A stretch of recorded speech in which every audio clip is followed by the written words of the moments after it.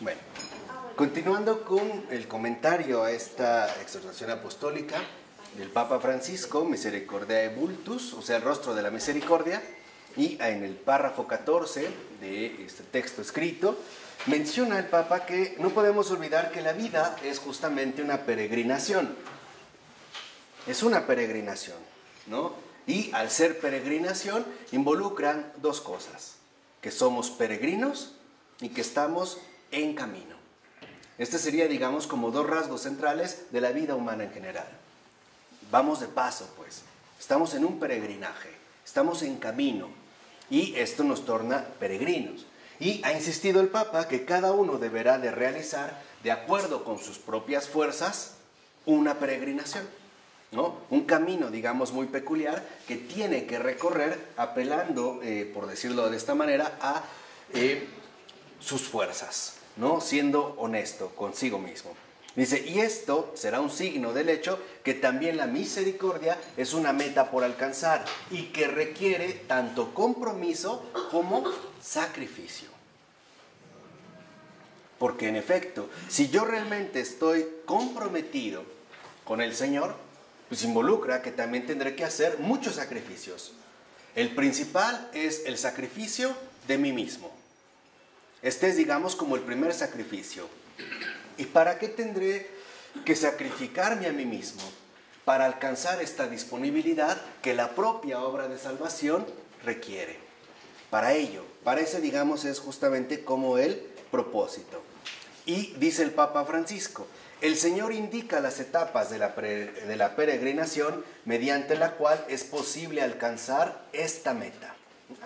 Hablábamos pues, ¿no?, de esta peregrinación y el Papa menciona que el Señor Jesús indica las etapas de la peregrinación mediante la cual es posible alcanzar esta meta, ¿no? Es una meta que, como mencionamos, es la misericordia y que esta meta o esta misericordia no se puede alcanzar sin esfuerzo y sin sacrificio. No es un camino a recorrer. Y cita el Evangelio de Lucas, capítulo 6, versículos 37-38. Dice, ¿cuáles son estas etapas? Las siguientes. Como dice el Señor Jesús, no juzguéis y no seréis juzgados. No condenéis y no seréis condenados. Perdonad y seréis perdonados. Da y se os dará. Una medida buena, apretada, rebosante, que se pondrá, ¿no?, en vuestros vestidos, porque seréis medidos con la medida que midáis. Entonces dice ante todo, no juzgar y no condenar. Esto es, digamos, como el primer punto. No juzgar y no condenar. ¿Por qué? Porque nadie puede convertirse en el juez de su hermano. Y no es porque se trate de una mera prohibición, porque no tenemos ni la capacidad ni la posibilidad de asumir una postura de este tipo. No lo podemos usar, o sea, nosotros podremos decir varias cosas, pero de fondo no conocemos realmente la verdad. O sea, nosotros no vemos las cosas en su verdad, el Señor sí. Por eso todo juicio únicamente le corresponde a Él. Por ejemplo, yo podré decir que una persona es mala, pero de fondo no alcanzo a comprender por qué llegó a eso. ¿Cómo fue o qué se dio? De tal manera que no me toca a mí precisamente el juicio. Dice, los hombres ciertamente se detienen con sus juicios en la superficie. En pocas palabras, nos quedamos únicamente con lo que vemos. Mientras que Dios, el Padre, ¿no?, ve realmente el interior. Por ello es que para nosotros los juicios no nos son posibles. No lo podemos asumir como un juicio definitivo, porque no estamos viendo la verdad de las cosas. Y dice el Papa, ¿cuánto mal hacen las palabras cuando están motivadas por sentimientos de celos y envidia? ¿Cuánto mal hacen las palabras cuando están motivadas por sentimientos de celos y envidia? ¿Cuántas veces no hablamos con rectitud precisamente porque nuestros juicios van cargados de nuestras propias posturas? de celos, de envidia, de coraje. Hay personas que dicen, bueno, no te vayas a enojar, pero pues es que te quiero, eres mi amigo, te lo voy a decir. No, esa no es amistad. Porque lleva una intención, lleva otra carga afectiva, ¿no? Y dice, ¿cuánto daño precisamente pueden provocar? Por eso dice, hablar mal del propio hermano en su ausencia equivale a exponerlo al descrédito, a comprometer su reputación y a dejarlo, lo peor de todo, a merced del chisme. ¿Qué es lo que nosotros realizamos precisamente cuando nos vinculamos a este tipo de palabras? Entonces, en un sentido es no dejar a la gente a merced del chisme, no exponerlo al descrédito y tampoco a comprometer su reputación. De hecho, podemos decir que hay una regla de misericordia muy básica. Es preferible pensar mal de uno primero antes que de los demás.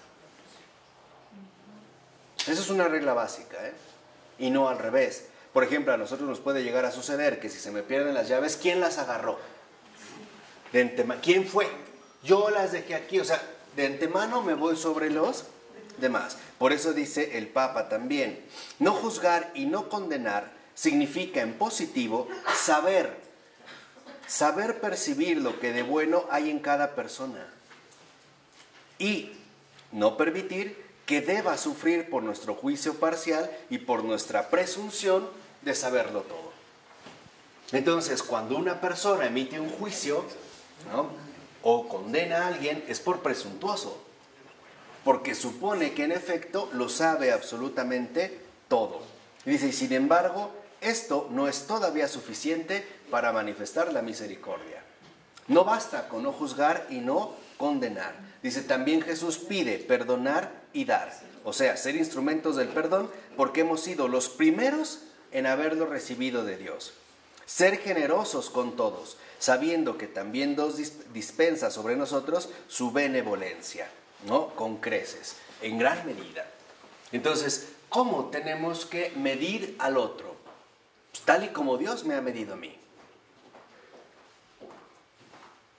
Yo puedo encontrar que muchas personas han hecho algo equivocado, pero ¿cuántas equivocaciones no tengo yo? ¿Y Dios me ha fulminado? ¿O me ha excluido? ¿O realmente me ha condenado? ¿O ha emitido un juicio definitivo sobre mí? ¿No? Entonces, este es el otro paso. Por eso dice que en realidad ser misericordiosos como el Padre. Ese es el lema de este año santo. Porque en la misericordia tenemos la prueba de cómo Dios ama. Esa es la misericordia. La misericordia es cómo Dios ama. No como nosotros. No según nuestras consideraciones humanas, por muy lógicas o aceptables que nos suenen. Misericordia es tal y como Dios ama. Y uno de los gestos es que viene nuestra ayuda cuando lo invocamos. Siempre está disponible. Siempre que nosotros nos dirigimos a Dios, ahí está. No lo vemos, no lo sentimos, pero es justo por eso, porque está callado, escuchándonos. Está ahí, digamos, para atendernos. Entonces dice, el auxilio que invocamos es ya el primer paso de la misericordia de Dios hacia nosotros.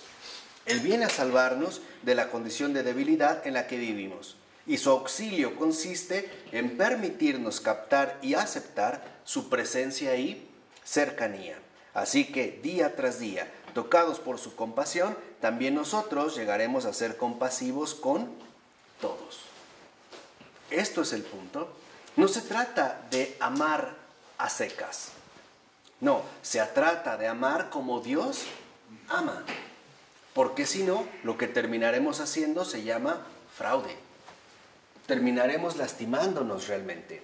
Terminaremos incluso haciéndonos mucho daño. Por eso se trata de aprender a amar como Dios ama. ¿Y cómo ama Dios? Con misericordia. Esta es, digamos, ¿no?, la manera en la que Dios ama.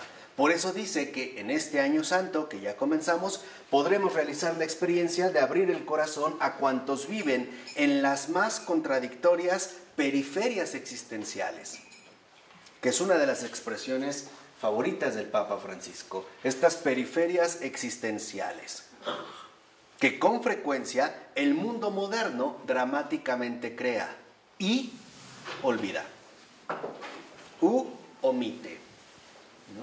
Gente literalmente despreciada o relegada a unas periferias en las que prácticamente pasarían desapercibidos. En este proyecto como de desaparición, que no se vea, ¿no? Que solamente se vea lo que quieren que se vea. Es como una especie de proyecto visual. De hecho, en gran medida, nuestra cultura contemporánea se ha convertido en un gran proyecto de estética. O sea, lo que cuenta es la imagen. Claro que en Reforma se construyan edificios impactantes, aunque haya gente que se muera de hambre. Y no solo de alimento, hambre de afecto, de cariño, de comprensión. Ah, pero se ve muy bonita, ¿no? La ciudad. Que pongan luces, con LEDs, con las últimas tecnologías, ¿no? Torres de luz, ¿no? Una torre de luz. ¿Para qué? Mientras lo demás se está recluyendo, digamos, o se pretende omitir. Por eso dice, ¿cuántas situaciones de precariedad y sufrimiento existen en el mundo hoy? ¿Cuántas? Que muchas en gran medida ni siquiera que conocemos. Personas que sufren todo tipo, literalmente, de tormentos, ¿eh? Que sufren por no ser aceptados por su cuerpo, por su color de piel, por sus limitaciones e incluso también por sus posesiones. Que no somos aceptados tal y como somos, sino que pareciera que en efecto siempre tienen que haber ciertos condicionamientos. Por eso dice también el Papa, ¿cuántas heridas sellan la carne de muchos que no tienen voz porque su grito se ha debilitado y silenciado a causa de la indiferencia de los pueblos ricos? Hoy lo podemos pensar realmente. ¿Qué les importa? Nada. Hoy el mundo, ¿no?, se ha puesto a jugar a favor de intereses internacionales que carecen de rostro. Lo que les decía, ¿no? El poder anónimo. Un poder que se esconde en el anonimato. Que no sabemos realmente quién es el cabecilla, quién es el jefe. Especulamos, pero en realidad no sabemos. Lo único que sí sabemos es que la dinámica se realiza, que los movimientos se llevan a cabo, pero nadie da la cara. Cosa muy diferente, por ejemplo, con la gran etapa medieval, con la verdadera sociedad medieval. Esa sí era una sociedad, ¿eh? En serio, en todo el sentido amplio de la palabra, esa sí era una sociedad. Por ejemplo, si en la antigüedad alguien entablaba una batalla, una guerra, ¿quién es el primero que iba al frente? El rey, ¿no? El capitán va hasta el frente y va distinguido, lleva un casco especial, una capa especial y es el primero en el campo de batalla. Es el primerito que está al frente. Hoy en día, ¿dónde están estos reyes, estos capitanes? Escondidos como ratas en sus búnkers. Es más, nunca ni siquiera pisan el terreno de batalla. Pero eso sí, que vayan otros a morir, ¿no? Antes era un liderazgo de vanguardia. Ahora es un liderazgo de retaguardia, siempre encubiertos. Si en una empresa el jefe comete actos de corrupción graves, desviación de fondos, claro que firmen los empleados, ¿no? Si nos cae la policía, pues se los van a llevar a ellos. ¿Sabe qué? Finalmente yo estoy, ¿qué? Encubierto, ¿no? Estoy encubierto, no doy en este caso el rostro.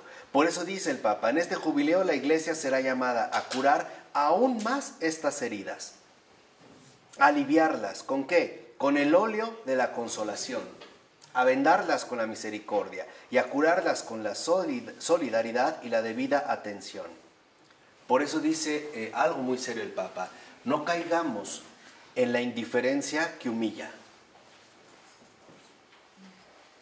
En la indiferencia que humilla, que literalmente no es capaz de regresarle la dignidad a las personas, que las omite, ¿no? Literalmente que las disuelve. Dice, en esa habitualidad que anestesia el ánimo e impide descubrir la novedad, en el cinismo que destruye. Abramos nuestros ojos para mirar las miserias del mundo, las heridas que tantos hermanos y hermanas privados de la dignidad y sintámonos provocados a escuchar su grito de auxilio. Entonces, se nos piden dos cosas muy concretas en este año jubilar de la misericordia, que son como preparativos para toda la vida. Ver y escuchar. Ver y escuchar. No nos neguemos. Hoy hay mucha gente que vive en esta habitualidad enfermiza de la indiferencia.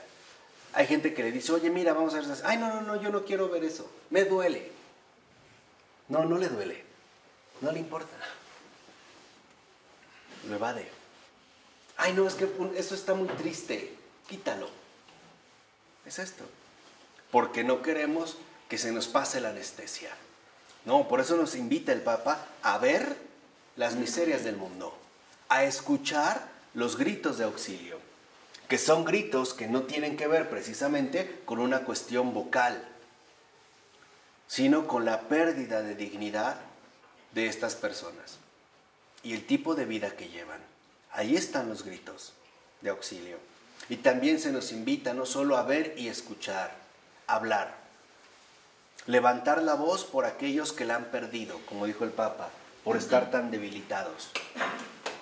Levantar la voz y hablar por todos aquellos que quieren ser silenciados.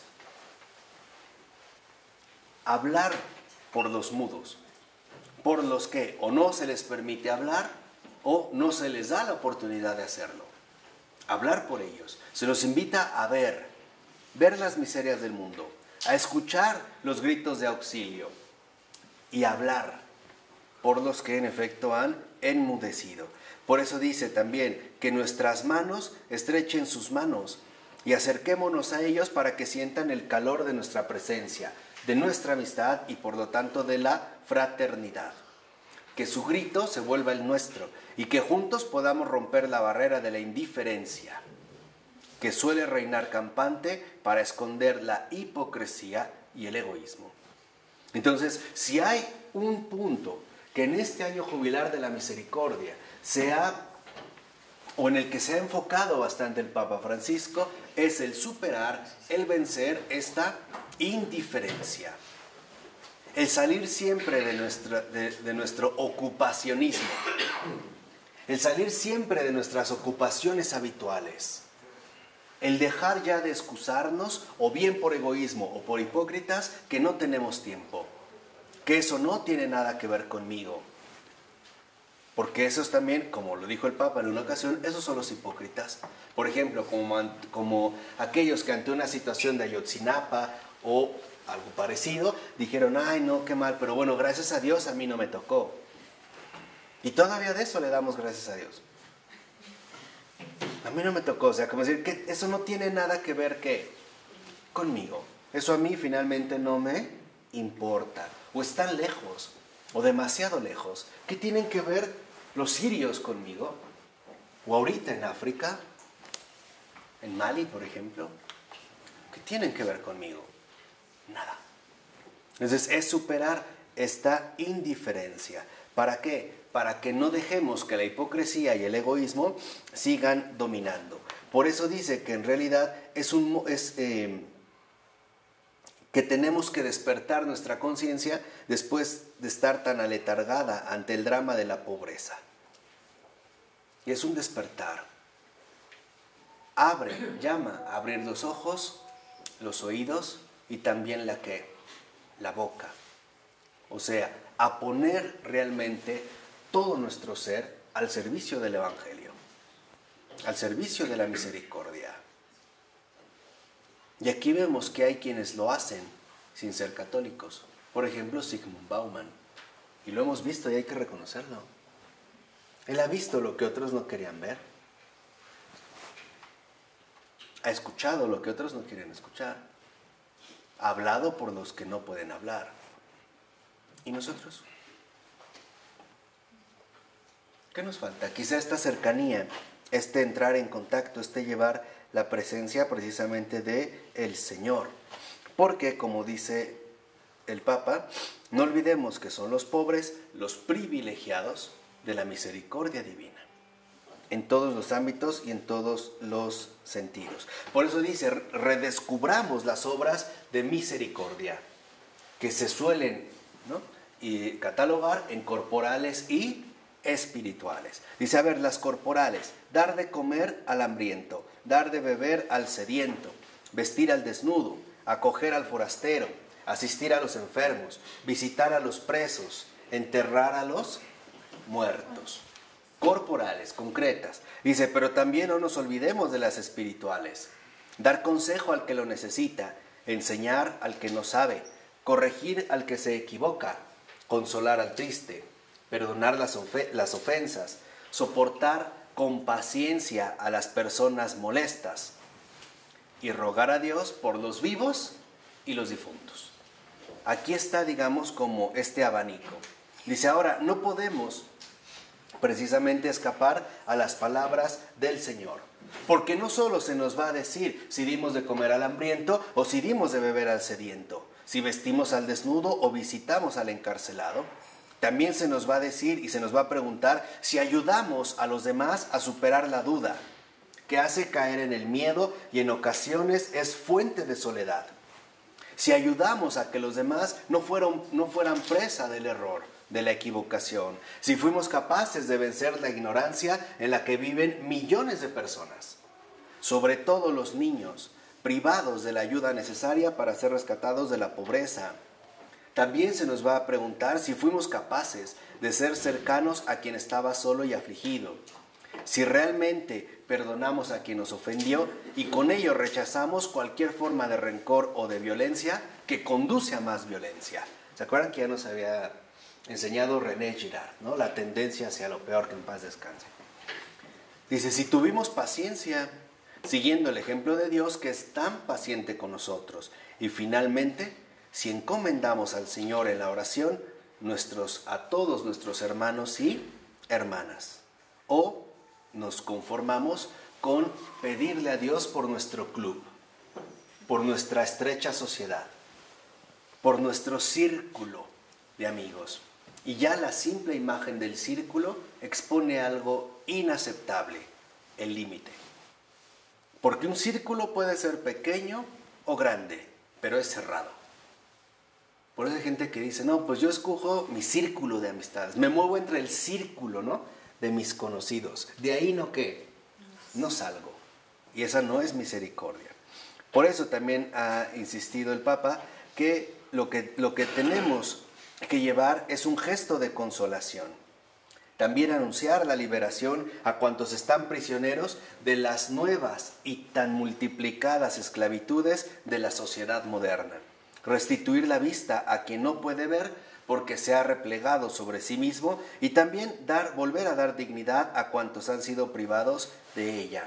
Por eso dice, la cuaresma de este año jubilar que iniciamos hoy sea vivida con mayor intensidad, como un momento fuerte para celebrar y experimentar la misericordia de Dios. Dice, las páginas del profeta Isaías podrán ser meditadas con mayor atención en este tiempo de oración, ayuno y caridad. ¿Cuáles son las palabras del profeta Isaías? Este es el ayuno que yo deseo.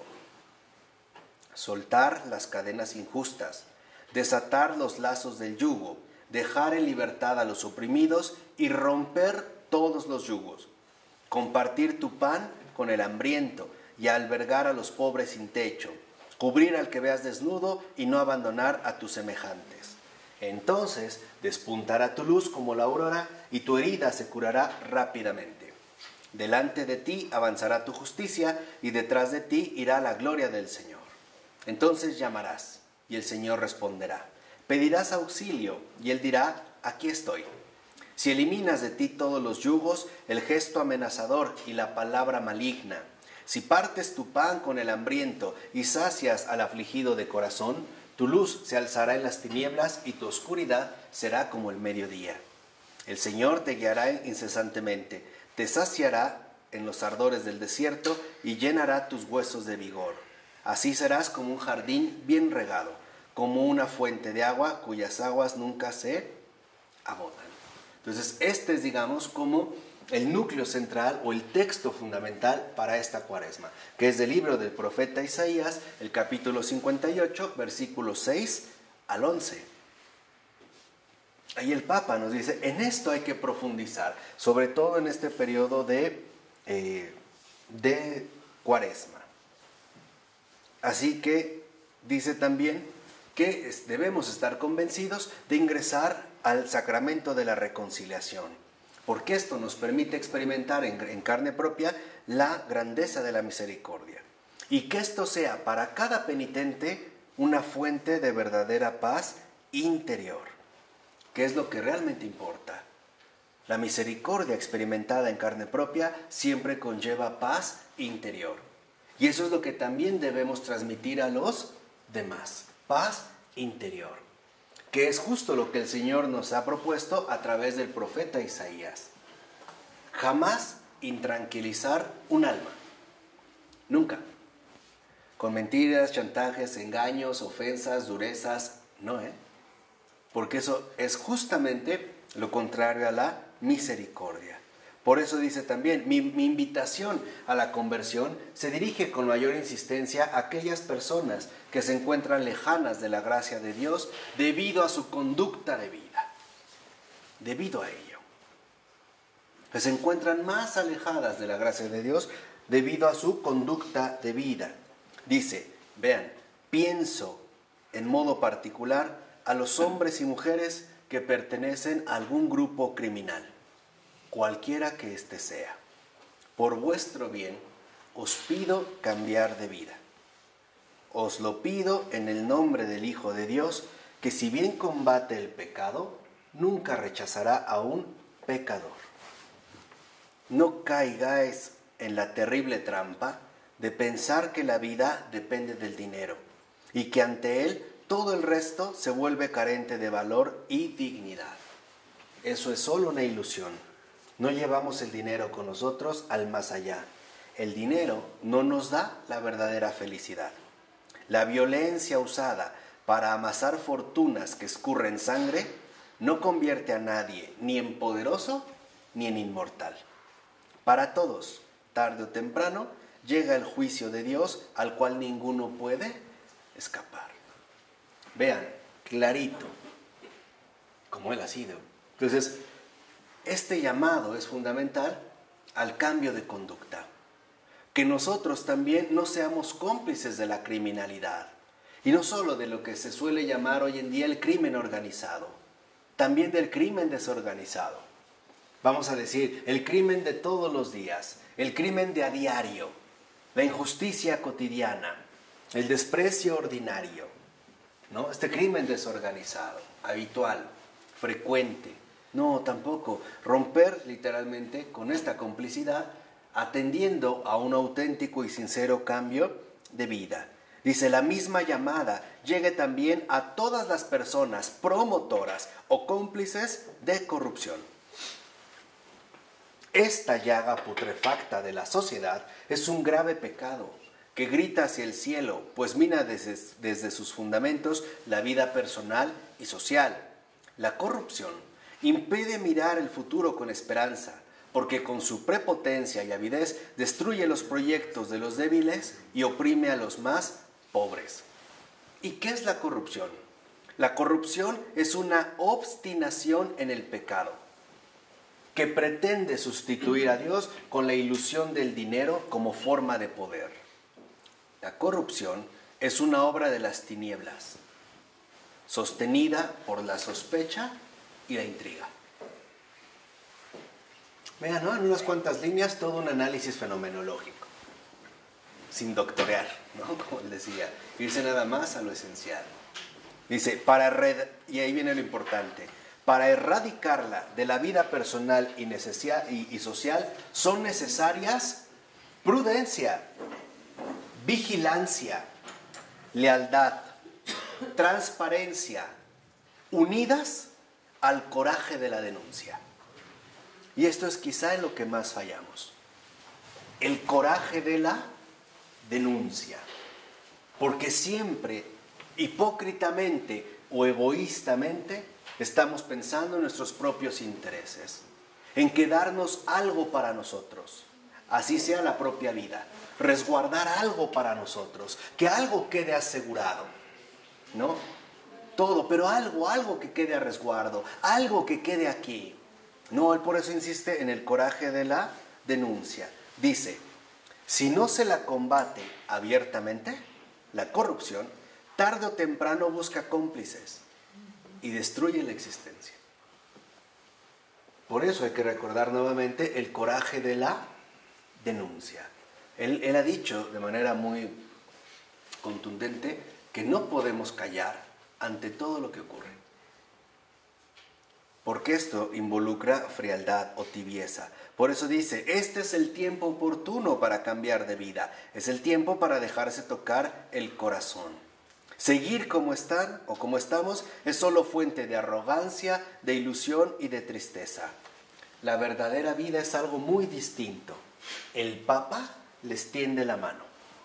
El Papa está dispuesto a escucharlos.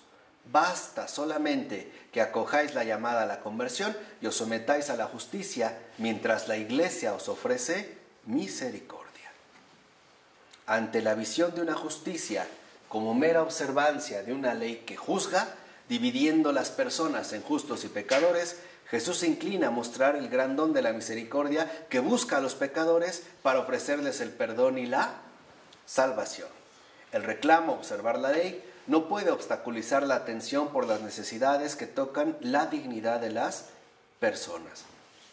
Así que en pocas palabras, no podemos contraponer misericordia y justicia, sino que en realidad es el comportamiento de Dios hacia el pecador, ofreciendo siempre una posibilidad para poder examinarse, convertirse y creer.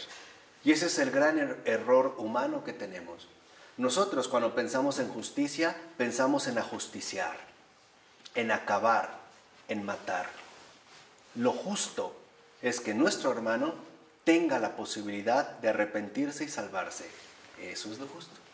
Esa es justicia. Pero estas oportunidades en nuestra sociedad contemporánea no llegan, ¿no? Por eso también dice, no podemos olvidar las palabras de San Agustín, que comentando a los profetas dice, es más fácil que Dios contenga la ira que la misericordia. Para Dios es más fácil contener la ira. O sea, es más fácil que no se enoje a que deje de ser misericordioso. Y este es también el mismo camino que debemos llevar. Lo que debemos hacer es contener la ira, erradicar la ira y crecer en la misericordia. Por eso dice, la justicia por sí sola no basta. Ya la experiencia nos enseña que apelando solamente a la justicia se corre el riesgo de destruirla. Pongamos un caso muy sencillo. Hay países donde la pena de muerte está avalada legalmente. Ahora, si yo mato a otra persona, me pueden condenar a muerte. Me sentencian a pena de muerte. ¿Cuál es el crimen que están castigando en mí? El homicidio, ¿no? ¿Y qué van a hacer conmigo? Lo mismo. Lo mismo. ¿Dónde está la justicia? Es algo realmente ridículo de los sistemas legales, judiciales del mundo contemporáneo. Dice, no, lo que tenemos que hacer es que quien se equivoca, sí, deberá expiar la pena. Solo que esto no es el fin, es el principio. Expiar la pena. ¿Para qué? Para experimentar la ternura del perdón. Nos está recordando precisamente un proceso. Nos está recordando el proceso fundamental, la expiación, el arrepentimiento. ¿Para qué? Para experimentar el perdón de Dios. Por eso dice, no olvidemos que la cruz de Cristo es el juicio de Dios sobre todos nosotros y sobre el mundo, porque nos ofrece la certeza del amor y de la nueva vida. No olvidar y no dejar de decir a todos que el perdón de Dios por nuestros pecados no conoce límites. No conoce límites. Todos están llamados a experimentar este perdón. Los pecados no son obstáculos para el perdón de Dios. Dice, más bien Dios está siempre disponible al perdón y nunca se cansa de ofrecerlo de manera siempre nueva e inesperada. Dios no se cansa de perdonar, más bien somos nosotros los que nos cansamos de pedir perdón. O sea, nos cansamos de nosotros mismos. ¿Por qué? Porque todos nosotros vivimos la experiencia del pecado. Entonces, en este sentido, veremos que en efecto llevamos en nuestra vida las contradicciones, que son consecuencia de nuestros pecados. Ahí se ven las consecuencias de los pecados que hemos cometido, de las equivocaciones, ¿no?, que asumimos, de los errores que cometimos. Dice, y en realidad lo que tenemos que ver precisamente es que en el sacramento de la reconciliación Dios perdona los pecados, que realmente quedan cancelados. Sin embargo, la huella negativa que los pecados tienen en nuestros comportamientos y en nuestros pensamientos permanece. Ahí es en lo que debemos de trabajar, ¿no? Eso es lo que debemos de trabajar. Dice, y no obstante, la misericordia de Dios es más fuerte que esto. Porque precisamente a través de la esposa de Cristo, la indulgencia del Padre, ¿no?, alcanza al pecador perdonado y lo libra también de todo residuo, de las consecuencias del pecado, habilitándolo a obrar con caridad y a crecer en el amor, más bien que a recaer en el pecado. Y este sería precisamente como el punto fundamental, crecer en el amor y no recaer en el pecado. Por eso dice, vivamos este jubileo pidiendo realmente al Padre perdón por nuestros pecados, dijimos, como un paso para experimentar su ternura. Así que la misericordia posee un valor que sobrepasa los confines de la Iglesia. Ella, la misericordia, nos relaciona con el judaísmo y el islam, que de hecho la consideran uno de los atributos más calificativos de Dios. Israel, primero que todo, recibió esta revelación, que permanece en la historia como el comienzo de una riqueza inconmensurable de ofrecer a la entera humanidad. El Islam, por su parte, entre los nombres que le atribuye al Creador está el de misericordioso y clemente. Esta invocación aparece con frecuencia en los labios de los fieles musulmanes, que se sienten acompañados y sostenidos por la misericordia en su cotidiana debilidad. También ellos creen que nadie puede limitar la misericordia divina porque sus puertas están siempre abiertas. Así que la manera de acercarnos a otras religiones, así que la manera de acercarnos a otras culturas, así que la manera de acercarnos a cualquier persona es a través de la misericordia. Por ello dice, este año jubilar vivido en la misericordia puede llegar a favorecer el encuentro con estas religiones y con las otras nobles tradiciones religiosas, que nos haga más abiertos para comprendernos mejor, que destierre todo tipo de cerrazón y desprecio y que la misericordia o a partir de la misericordia se aleje cualquier forma de violencia, desprecio y discriminación. Vean todas las aperturas que se dan. La misericordia alcanza a todos. Y ahí podemos encontrarnos todos, independientemente de la religión que tengamos o de las tradiciones religiosas que vivamos. Por eso dice también que ahora se dirigirá su pensamiento a la Madre de la Misericordia, a María. Que la dulzura de su mirada nos acompañe este año, para que todos podamos descubrir la dulzura del amor de Dios. Y dice, y no olvidemos su canto de alabanza en el umbral de la casa de Isabel, que está dedicada a la misericordia, cuando dice que su misericordia se extiende de generación en generación. Es el Magnificat, ¿no? Dice, pues bien, nosotros estábamos presentes en aquellas palabras proféticas de la Virgen María, que esto nos sirva de consolación y apoyo. También nosotros formamos parte de ese de generación en generación. Por ello dice, dirijamos a ella siempre y en todo momento el Salve Regina, para que nunca se canse de volver a nosotros sus ojos misericordiosos y nos haga dignos de contemplar el rostro de la misericordia que es su Hijo Jesús. Dice, también nuestra plegaria se extienda a los santos y a los beatos que han hecho de la misericordia su misión de vida. Entonces, lo que queremos es, en este jubileo, dejémonos sorprender por Dios. Dejémonos realmente sorprender por Dios, porque Él quiere compartir con nosotros su vida. Que la Iglesia sienta la urgencia de anunciar la misericordia de Dios. De esa misericordia, esa fuente, de la cual, sin importar cuántos sean los que ella se acerquen, nunca se extingue, porque la misericordia de Dios no tiene fin. Entonces, que esta misericordia, esta palabra de Dios, que resuene claramente como gesto de perdón, soporte, ayuda, amor. Que nunca nos cansemos de ofrecer misericordia y ser siempre pacientes en el confortar, en el perdonar y sobre todo en el consolar. Por eso termina diciendo: la Iglesia se haga voz de cada hombre y mujer y repita con confianza y sin descanso: acuérdate, Señor, de tu misericordia y de tu amor, que son eternos. Es del Salmo 25 y 6. Pues que así sea. Del Padre, del Hijo y del Espíritu Santo. Amén.